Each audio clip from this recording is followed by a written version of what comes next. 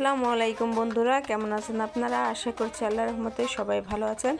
আলহামদুলিল্লাহ আমি অনেক ভালো আছি।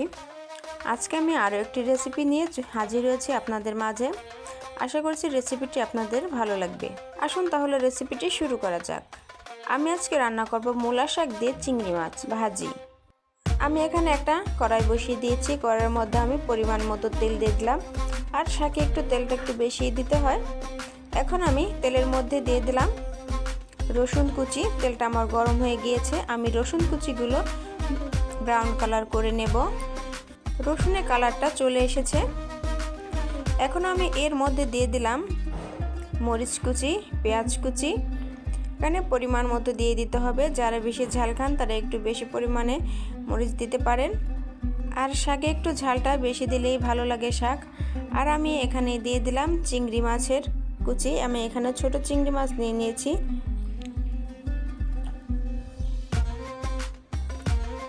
এখন আমি এর মধ্যে দিয়ে দেব হাফ চামচ হলুদের গুঁড়া, হাফ চামচ লবণ।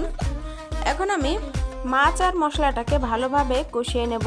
আপনাদের যদি আমার ভিডিওটি ভালো লেগে থাকে তাহলে একটি লাইক করে দিবেন, কমেন্ট করে আপনার মতামতটি জানিয়ে দিবেন।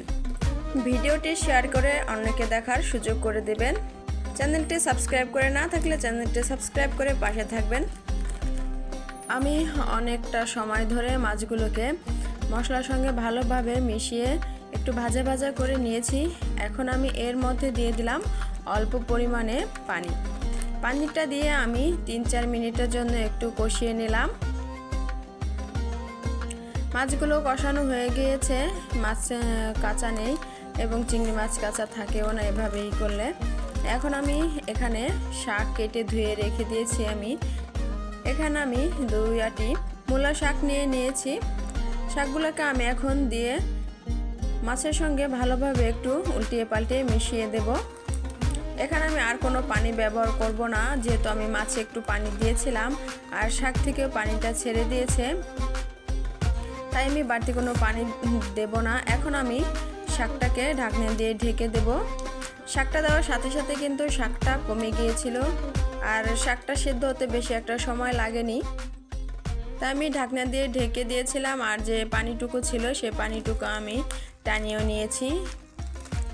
আর শাকগুলো পানিটা আমি ভালোভাবে টানিয়ে নেব। শাকটা কিন্তু এভাবে রেখে দিলেও পানিটা ছেড়ে দেয় পরে, সেজন্য আমি ভালোভাবে শাকটাকে শুকনো করে নেব। আর মূলো শাকটা চিংড়ি মাছ দিয়ে রান্না করলে যে কতটা টেস্টি হয়, আপনারা যারা খেয়েছেন তারা অবশ্যই জানেন যে মূলার শাকটা কতটা টেস্টি হয় চিংড়ি মাছ দিয়ে রান্না করলে। আর যারা মূলো শাকটা খান না তারাও কিন্তু এভাবে একবার রান্না করে খেয়ে টেস্ট করে দেখতে পারেন। শাকটা রান্না আমার হয়ে গিয়েছে আর নিচের পানিটাও সম্পূর্ণ টেনে গিয়েছে। এখন শাকটা পরিবেশন করার পালা। দেখুন দেখতে কতটা লোভনীয় হয়েছে শাকটা, আর খেতেও অসাধারণ হয়েছিল। এতক্ষণ আমার সাথে থাকার জন্য অসংখ্য অসংখ্য ধন্যবাদ। আবার দেখা হবে অন্য কোনো ভিডিওতে। ততক্ষণ পর্যন্ত সুস্থ থাকুন, ভালো থাকুন। আল্লাহ হাফেজ। আসসালামু আলাইকুম।